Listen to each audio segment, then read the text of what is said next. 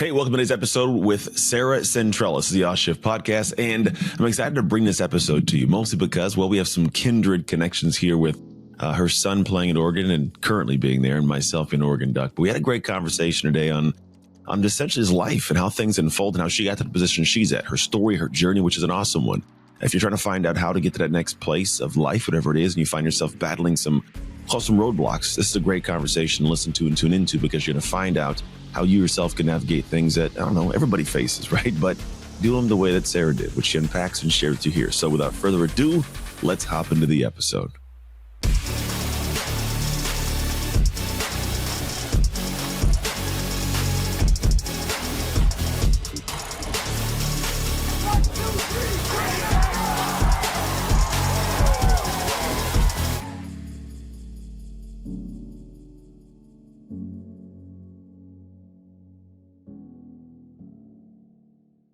Hey, welcome into the show with Sarah Centrella. I hope I said that right. I didn't even ask her to pronounce her name. But I did. It was perfect. Right? So I've been doing this long enough. I learned some linguistics. You know what? Actually, at Oregon, which we'll talk about, I took a linguistics class, and the teacher it was virtual. They never showed up or even answered emails. And so like a section away, and I was like failing it. So I dropped it last minute. But I got it credited back or something because like the lady just didn't show up to the class. But I got some benefit because I can look at names and figure out what the hell they say. Oh, sometimes. I love that. You got to give me your tricks because I'm not that great at it. Here's my trick. Take a class, and then if she doesn't show up, drop it, but do the homework. There you go. I love it. All right. So this is going to be an episode where we dive in, and we always do it this way. I start with one question, then I stop talking as much. Not completely, though. But let's say I'm walking around town in Portland, Oregon, P-Town. And I sit down at a coffee shop, sit next to this beautiful woman, happens to be you. I don't know you. You don't know me. But for some reason, you feel compelled to turn and start talking to me. In your opinion, why should I listen to you? Oh, you're just going right in with the hard punches, right? You got that elevator pitch right in the beginning. I love it. Well, thanks for having me on, Anthony, first and foremost. Thanks for being here. Oh my God. Elevator pitches was my worst thing. I used to be in corporate sales for like 12 years and I just could never do them. No, don't even pitch me. Just like think of it. We're like genuinely, we're sitting here at a coffee shop. You start talking to me, and in your head and heart, there's got to be a reason why someone should listen to you, talk with you. Yeah. It could be boastful. It could be humble. Whatever you choose it to be. I just like to get to the heart of who you are. I think the most probably compelling thing about me is the fact that I have this weird ability that I didn't think was a skill for a very long time, which is the ability to get even a stranger to open up to me. For whatever reason, I'm kind of one of those people that we could be standing in line in the grocery store or sitting on the park bench, and in 5 minutes, I probably would know your kids' names, where they played, what they were into. And that isn't necessarily to say that I'm like super chatty or talkative. It's just like if an initial thing happens where we connect for even a second, people always really feel very comfortable opening up to me. And it's served me well as a coach. I probably would not be the coach I am today if that skill wasn't there. So I think just the ability to hear people, to see them, to be interested in their stories. You probably can relate to that doing what you do too. I talk to people all the time. People know if it's genuine.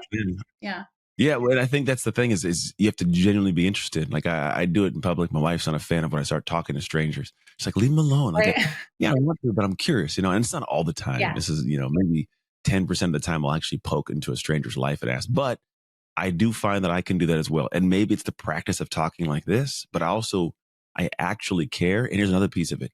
I'm not judgmental. So when you say something, I don't judge you, and I'll share some dirt about me to give you permission to share some dirt about you. Exactly. I will always first throw myself under the bus. And then by the time I'm done throwing myself under the bus, it's probably worse than what anyone else is ever going to say. So they usually feel pretty comfortable after that. Yeah, then it flows. Yeah. And then you find some of the best parts. Because I've noticed that whenever I had this weird perspective years back, and I go, I'm walking by people, sitting in offices of people, the cars going by that have just countless amazing stories. Now, they may not think they're amazing. It was just one moment of some situation. Maybe they're ashamed of it, right? But there's always a golden lesson there. And I go, man, if I really wanted to be a better human, let me just get some of the experiences from people who've lived hours and minutes and years of life I'll never live.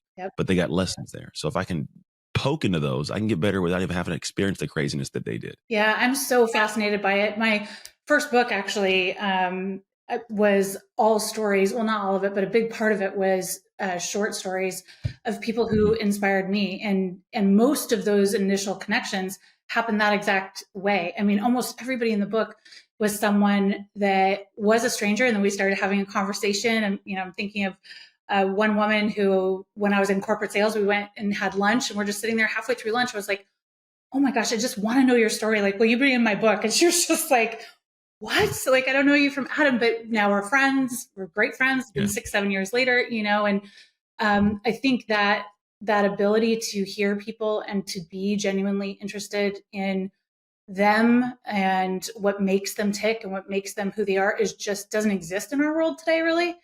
And when you come across that, it's refreshing, for lack of a better word. And I do it because I'm literally so fascinated. I'm just like, more, tell me more, But I think people are a lot of times afraid to approach someone, especially if it's someone they admire.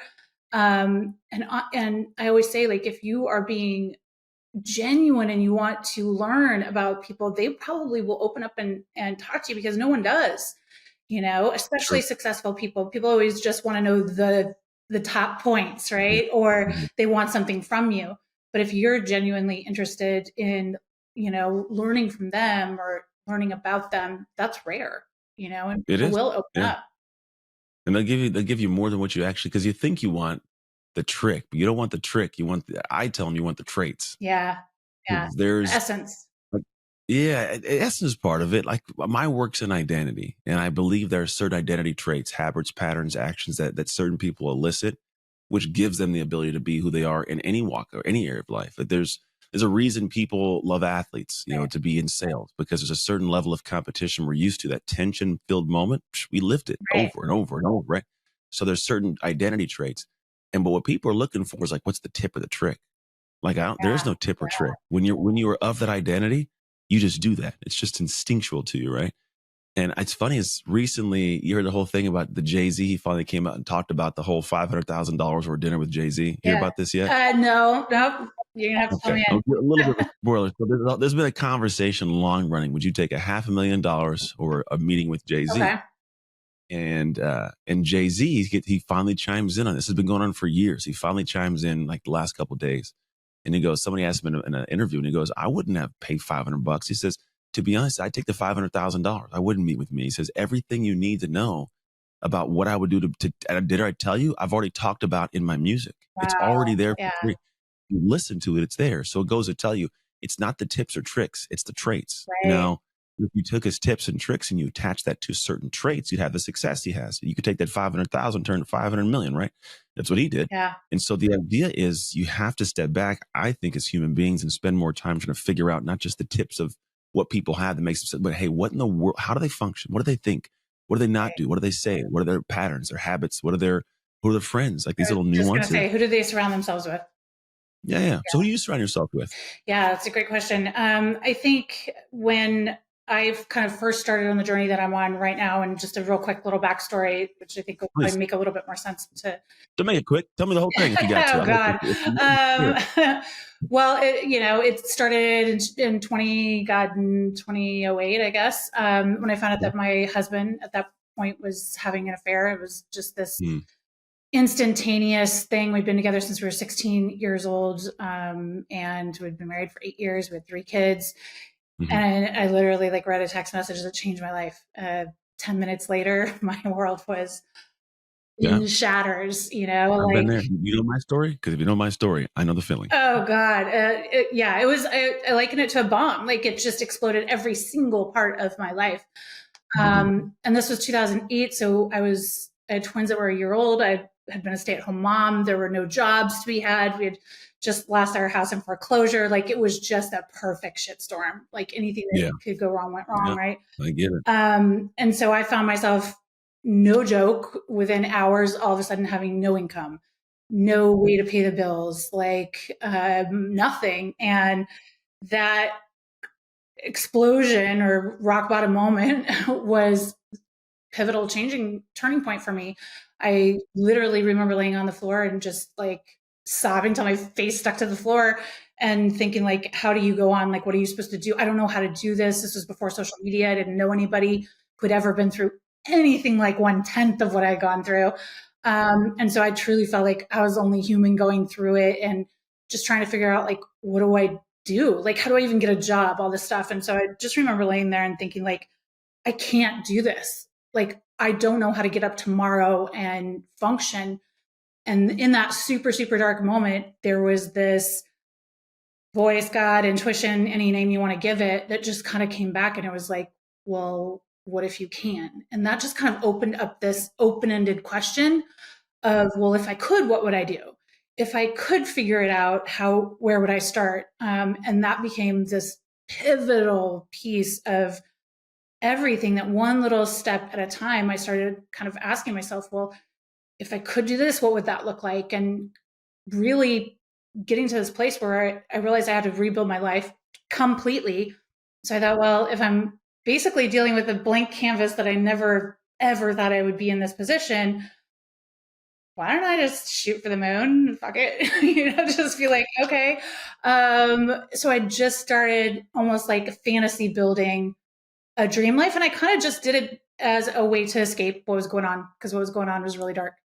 I had no idea that there was anything behind it. I didn't know anything about personal development. And lo and behold, it started happening. My focus was so strong on what I wanted that about a year and a half later, it kind of just started materializing. And my life has changed ever since. So I think, when you're talking about big shifts and what changes you, or what, that is definitely the starting point to I get why it. I'm here. I mean, I don't know how much of my life as the same thing took place. Like I was Wow. 2010, I think, though.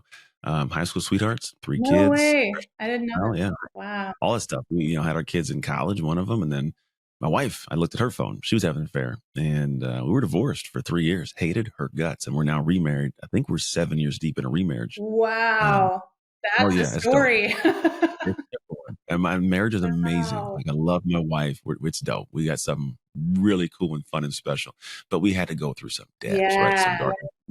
Before we delve into this, there was a conversation about people, right? Because I do know at the time of it going crazy, we I had some people in my life that I think could have been more supportive, but weren't as negatively supportive. She had some people that were completely negatively supportive, right? So our circles are vastly different. We are our circles, and we Yeah. have some really, really tight friends. But in the kind of nuance we went into that question, there was some discussion like, who are your people now? Yeah. Like, how do you look at that? Because I think everybody listening right now, they got people in their life that either help or hurt. They're moving them closer or farther away from a goal. Where do the people float in your life and help out or hurt? Yeah, absolutely. And thanks for bringing that question back, because I think it's such an important part of success, or getting where you want to go. And kind of where I was going with the long story was that was one of the things I learned coming out of that is my energy was so fragile in a state like that I knew I could only have people around me who were positive and who were supportive and who could kind of get behind the changes that I was making. And when I looked around, there was really no one in my life who could do that, including my family. And so I wound up being like, okay, well, if you're not here for it, then I can't. And so I went it alone for a long time until I could get to that space where I could start bringing in people who were the caliber of friends, mentors, humans that I did want to be around. And I started doing that really intentionally. And I, in the very beginning, honestly started doing it with my clients. They were the only people I was really ever around besides my kids, because I was in corporate sales. So I started making connections, and they were all very high powered. I was in a tech job. And so I was meeting with these really, really successful, super high powered people. And I realized, like, if I could get them to have a conversation and open up, I could learn a ton from them. And so I was like, I'm just going to be a sponge. And they were so shocked, because no one's ever like that, where they're actually interested. And so honestly, a lot of the success tools that I teach today came from the relationships I started building with people who were on a level that I dreamed of being on, or doing things that I really admired, or had an aura about them that I admired or respected. And so it was intentional. I didn't just let anybody in. I still don't. Yeah. I'm Yeah. very intentional with who is around me, who's around my kids, because all of that is influence, right? Yeah. You have to control it. Yeah, if you don't, it'll control itself. It'll work its way It will in. control I think you. yeah, there's a drive. I like almost like a drawing when people are happy. Like if you walk into a room and nobody in the room, it's just you. you will know the person who is like centered, like there's a certain way they carry themselves. There's like a drawing of the room towards them. They're light, but they're not passive, right? They're, talkative, but they're not overdoing it. You can feel that. And people are drawn to that. So when you are settled inside and you emit and ooze peace, people are drawn to it and they'll take it from you, man. So if you don't have the ability to have boundaries set up and to gracefully hold your ground with sternness, not disrespect or anger, but go, look, I don't have space for a person like you in my life. I love you. I love you from a distance. I care about your success, but I can't be part of the journey. Like you can say those things in a way that's respectful, and they're gonna go like, oh shit, like I'm not good enough to be in this person's, and maybe you're not. Maybe you just aren't. Doesn't mean you can't be. Just right now you're not. But sometimes you have to do that because if not, if you're just like, I want everybody to like me. Well, you could be likable, but next thing you know, that person's asking for 20 minutes of your time, 30 minutes. Can I go on this trip? And you start realizing I can't get the things I want to get done in life because so-and-so won't stop bothering me. And then it becomes difficult and you can't say no. So yeah, you definitely have to be very keen on that. Now I do want to talk to the books, and you mentioned earlier a story about your son. I want to figure these little pieces of you out. But this all goes on, this kind of, you have to build back to the top. What were some of the I guess steps, stages, things along the way you ran into that were, I would call moments where you felt like you couldn't keep moving forward? Like, because we all have, we have this thing, rock bottom hit, we climb out, but we're usually faced again with something that's like, God, again, Yeah. Oh God. Did you have so any many of moments? those? I've had more than one. Yeah, probably right around 2 years after all of that, I started kind of getting back on my feet. I got my first job. I was working my way up, the corporate ladder, starting to get hopeful, like things are about to change. Things are starting to manifest that I had put out into the universe and good things were happening. And then probably about a year and a half, 2 years after the initial find out, the place we were living in flooded just out of the blue. Like the sprinklers went on, ruined everything that I had. I was laid off from this perfect corporate job a week before, which was already this traumatic thing. Then all of a sudden I'm sitting there and I remember the Red Cross and the fire department comes and they were like, do you have a place to go tonight? And I was like, wait, what? Like, how am I in this position again? Like, how is this happening? And thank God for the Red Cross. They literally did, put us up for 2 weeks. And that whole 2 weeks, I was just questioning everything. Yeah. I'm not going to lie. There was a lot of that. Like, why me? Like, why is this happening? I just got on my feet. I was just barely kind of starting to get something moving again. Like, why take it all away and have to start over again? And through that whole process, I fought it with everything that I had. And I just was like, somehow, some way, this is for my best good. I don't know why. I don't like it, but somehow, some way I'm going to come out the other side and it's going to be better. It's going to be what I want. And sure enough, like all these goals that I had put out into the universe, one of them was I wanted to share my story to a broader audience. I wanted to speak. I wanted to do all these other things. And 6 months after the Red Cross incident, the National Red Cross came to us and said, hey, we want you and your family to be part of a national ad campaign. We want you to speak at all of our fundraisers. We would, and it turned into these amazing opportunities that did get me closer to everything that I wanted. And that's just one. Like I said, I've had many, many, many, many. There's, I think, on the road to anything that you want, if you think it's going to be smooth sailing, I'd love to meet you. Because that is not the reality that I've ever seen play out for anybody. And it's definitely not the reality that I've lived for my son, Yeah, I had a buddy of mine, Dan Cosgrove, real good guy. One time he said, he's, Aunt, I got Cadillac problems. I go, what are you talking about? And he goes, well, no one's devoid of problems, but if you have the strength of the suspension to handle them, they don't feel as bumpy, And she's like, you don't have a life where there's no situations or problems. It's gonna be bumpy. It always is. It's never perfectly straight and smooth. He says, but it doesn't have to be something where you hate the ride. Right. You can get better at navigating it too. Yeah, you definitely do. You can avoid some bumps in time. But I think the bumps make it worthwhile. It's the main thing about it. Bumps are always like they're on the path at the side of a mountain. But that mountain, when you get to the top, it's a view the rest of the world doesn't get to see. And it makes you appreciate those mountaintops, right? No lie, every mountaintop I get to, it flashes like a movie, all those hard times, all the times I wanted to quit, all those days where I was like, I can't do one more day. It just Yeah. all plays like this nice little movie. Like, see, this is why. This is why you don't In quit. those moments, what are some of your go-tos then? Like, what are some of your practices? If somebody's had one of those days, I've had one of those days recently. Recently I've had one of those days like, yeah, it's right. Really? Like this Mhm. has to happen. So in those days, what are some practices? Are there go-tos? Are there rituals? What do you do in those funky moments? That's a really good question, because it's something I've had to learn about myself and also learn what works and what doesn't.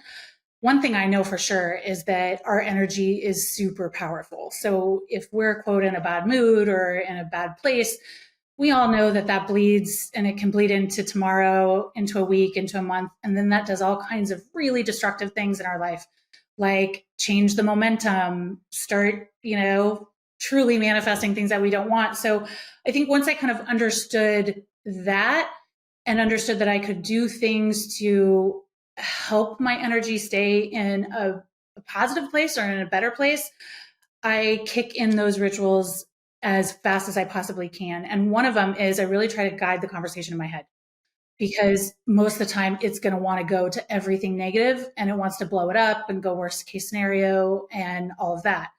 And so I have this little thing, I call it mental tennis, where I just reverse the sentence, just like you're out there playing tennis, you're just hitting it back over. And so, if that thought comes in, oh, this terrible thing happened, something worse is about to happen, then I'll just say, something good's about to happen. I don't know why this is happening, but something good's on its way.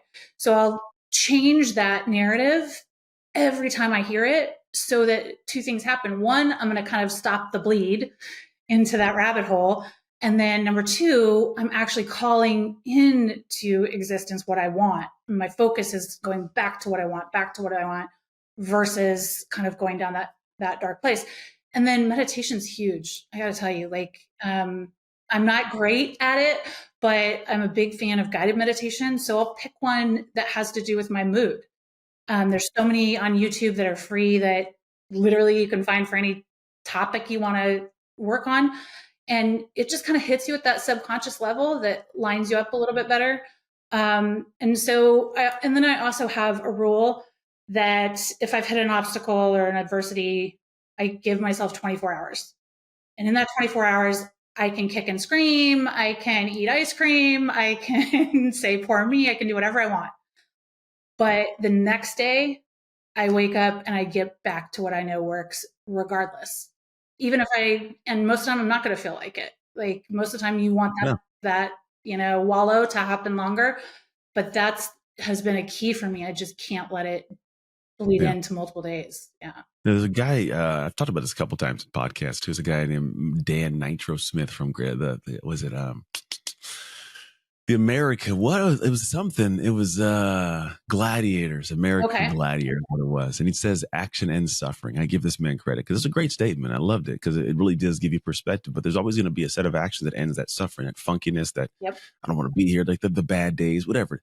We all have those moments, and they're not going to disappear, but it's what you do in the moments you're talking to. Because I believe that the action, it changes the state, right? The state of how you think, state of how you feel. And when the action changes, then all of a sudden you get a different feeling. It's why on the days you feel crappy, getting a run and makes you feel good. Even if it's just the chemicals kicked out from your brain, that dopamine, that serotonin, whatever, you just feel a little different. You feel a little bit looser, but it happens because of an action. Yeah. And devoid of the action, the feeling doesn't come into place. And so you need to, in those moments, actually move a little bit different. It's just, I think it's how you do it well. Yeah. And it's also, for me, there's two other kind of, moving your body is always one for me that definitely absolutely helps just kind of clear my head a little bit.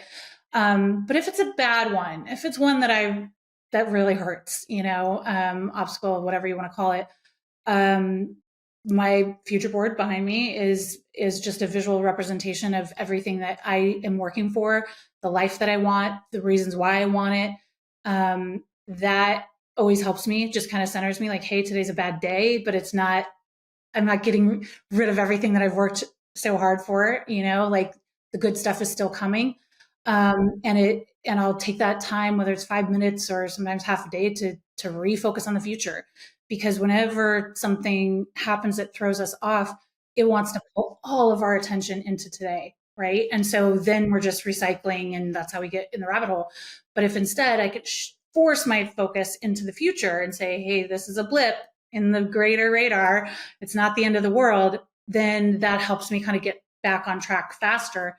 And then the last thing is, that's also when I'll take a moment and I'll reflect on how far I've come, because I think it's really easy to forget how far you've come. It is really easy to take where you're at for granted.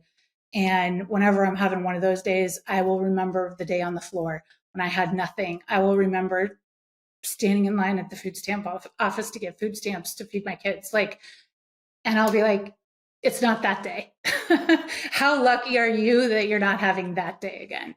And so all of those things together are a practice that I don't know where I'd be if I didn't have them to help navigate what life throws at you. Get tools is everything. Yeah, I agree. I full-heartedly agree. Because I think about the tools, we're just kind of left to our own device to navigate and hope things work out. And they never do work out. Yeah. Oh, not that they'll never do. It just makes it a lot takes harder. 10 times longer, right? And it's way more frustrating. Yeah, it is way more. And I think that's the frustrating part of it. So, I mean, because then they'll spin their wheels and spin their wheels. And yeah, it's tough. So progressing forward, right? The work you do in the world now, you author, you do a bunch of different fun stuff. What is something you're excited about as you kind of progress forward and build forward into, the next level of, we'll call it the impact you want to have in the world? Yeah. I mean, it changes.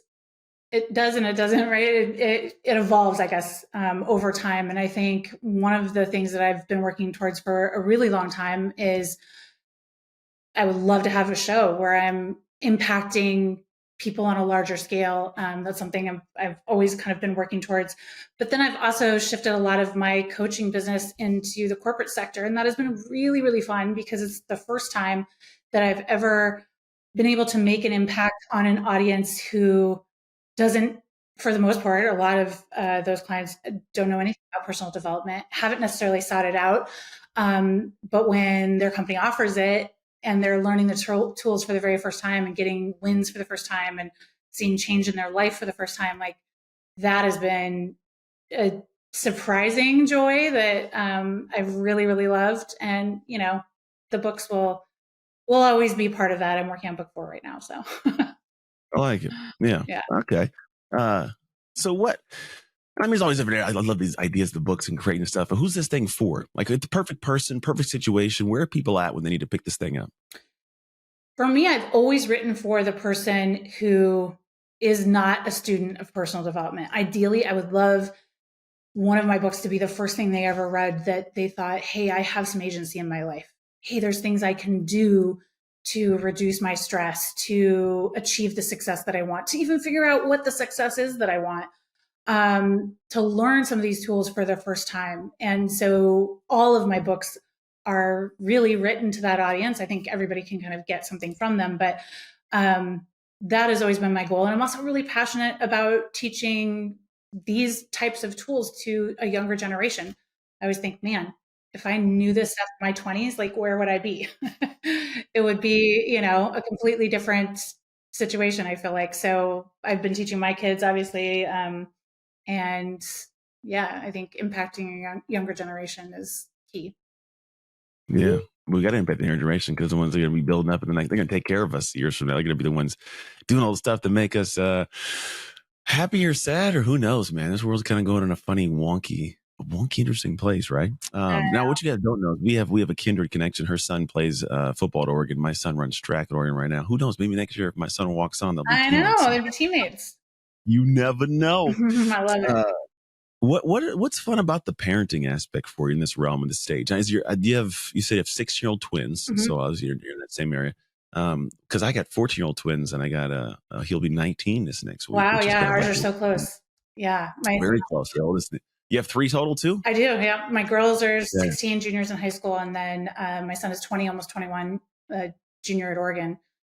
He's living his dream. He used the same tools that I've used to recreate my life and to build my dream. I've been coaching him ever since he was 5 or 6 when I started learning him. I've always been very open about talking to my kids about what they want, their dreams, how to get it, what it takes to get it, all of those things. So watching him truly manifest his ultimate dream. I mean, I started taking him to Oregon games when he was 6 years old. And I just remember we used to stand, out where the players walk from the locker room into the tunnel, and I have all these pictures and videos of him just like in awe as the players would walk by and, watching them. And funny story that you'll probably relate to.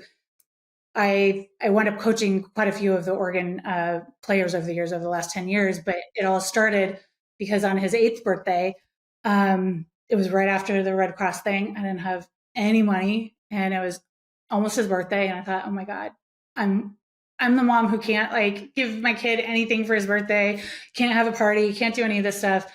And being in corporate sales, we do this thing called cold calling. Now they just call it DMing. But back in the day, I, no joke, used my cold calling skills. And I was like, what can I do that's really cool for this kid that he'll never forget, but doesn't cost any money? And I went on and I messaged like 5 of the Oregon players on like their fan pages or something. And I was like, hey, super random, request, but if I drive down, any chance you'd like play football or just sign a football even for my kid? It's his 8th birthday. And Kenyon Barner and Ed Dixon both responded. And they were like, yeah, if you're here, totally. Like we'll come together and I was like, what? Okay. So I remember I drove him down and we went, and they must have been out there for over an hour, just throwing the ball with him, playing catch with him, tackling him. And it was one of those most pivotal moments for so many reasons. I mean, so it's led to so many things. It's insane, but for him, it was the spark of his dream, right? It was right after the big BCS game, literally right after. It was in January. I think they'd just come back like the weekend before or something. And, so he is now starting to kind of get this dream of like, hey, what can I be when I grow up type thing. And then, of course, I've built a friendship with both of those guys. They're 2 of my most loyal friends that I've had over the last over a decade. And when we're talking about who do you surround yourself with, and how do you build relationships with people that are genuine and that last and that are loyal and positive in your life, I would say my friendship with Kenyon Barner was probably the very first one, because at that point when he came into my life, I mean, he was so young, but he was such a positive and happy person. And he was so about manifesting his dreams and visualization and all these things that I really didn't know anything about. And we started having those types of conversations where I was like, man, if this works in football, like if he can visualize in football and get a result, why can't I visualize at work and get a result? Like, why can't I use the visualization to close this sales deal, or to be a better parent, or to like whatever? And that was the beginning of all of the methods that I teach, honestly, was from, this kid, no disrespect, Kenyon, you're no kid anymore, but back then he was, but you just never know who you're going to meet that's going to impact your life in a really, really powerful way. And so I just have to kind of close that with a full circle. Kanan's first year, when he had the spring game, both Kenyon Barner and Ed Dixon were on the sidelines to watch him play for the first time. So it was pretty cool. I like that. That's super cool to have like that kind of full circle thing take place, because it's like it's a good, pure, like a good, unique, powerful moment. Yeah, that's fun. And I'm a Duck, so I love all the Duck love too, man. It's always, because I went there recently, maybe 3 months ago before the season started. And I went up there and talked to the football team. I know, crazy. That's how I found you, because Kanan was like, oh, this great guy came and talked to us. And I was, yeah, just this old football guy now here doing my thing, talking insurance. I love it. I really am. They need really it. am the fogey. They do. They got something good going. I think they need to have like a good refresh of that dog, that kind of pull, because Oregon's, man, they have this thing where like I've watched for years. They start out and all of a sudden they start trickling downhill slowly. It's like you got to put the big boy pants on now. Like now is a time to like hunker down. Great teams, they keep it together and they hold the line. Like they endure. They endure that for long. So they got the makings of that. You got to keep that mindset strong the whole way through, because it's good leadership, all that kind of stuff. It all plays a role. So I mean, when you put it all together, man, it's interesting. It's unique. But I'm waiting for the day the Ducks get a damn natty, so I can sit back and go, got one, But we have yet to get one of those. Man, it's been a blast chatting with you, Sarah. Thanks so much, Anthony. Yeah, no, of course. We'll have a couple questions. First question is, where do I send people to get access to you, your book, to have fun, hang out, get to know the human? So give me, Instagram's probably the best place. It's where I'm at most often. It's just yeah, my name, Sarah Centrella. Yeah. And it has I links like to it. everything. All the fun stuff. Go check that stuff out. Last question. What promise did God make to the world when he created you? Oh, um, that I would make an impact, that I would follow the calling. And I truly feel what I'm doing now is what I was put on this planet to do. It's what I love to do. It's what gives me those highs. Yeah. So I think listening to that and actually following through, because it's not easy to do. I will say that it is very hard Yeah. sometimes to follow your calling, but to lean in it and embrace it, and not take no for an answer, and just continue doing what you're here for. Yeah. I like it. That's a good one. I think we're all supposed to be here to do something. And the cool thing is you can find out what it is. And if you enjoy it, you can share with the world to do it. So I appreciate you doing that. And I appreciate you spending time with me on the podcast. I mean, it's always Absolutely. fun to have good chats with good people. I think I'll bless yours at some point in I time whenever know. we I get can't wait that. can't wait to turn those Yeah. tables around. Turn it around and ask me a bunch of questions to see what it turns into. Yeah. But those of you guys who are out in the world tuning in, thank you for hanging out with us. If there's something you learn, one little thing, go apply that thing. I always find that it's sometimes a simple thing you do that changes things in a big way later on. Small things create big things in time. So do that. Also, if you know someone who needs to hear Sarah's words, share the episode with them. Just go out and hit that little share link, pop it out there, let them hear her. You never know what could happen for both lives. Outside of that, as always, make the most of your shift moments so you can make shift happen. It's Anthony Trucks and Sarah Centrella signing off. Hey, thank you for tuning into the Shift podcast. I pray that we gave something amazing to your life. And if you found this episode served you in some way, I would love if you could share it with people you know, people you love, as well as your community, because you never know who needs that simple little seed that can grow into something amazing for their life. And the actual training doesn't stop here. If you want your free copy of the show notes sent to you after every episode so you can get the major points consolidated down, simply go to textanthony.com and message the word notes. Till next time, make shift happen.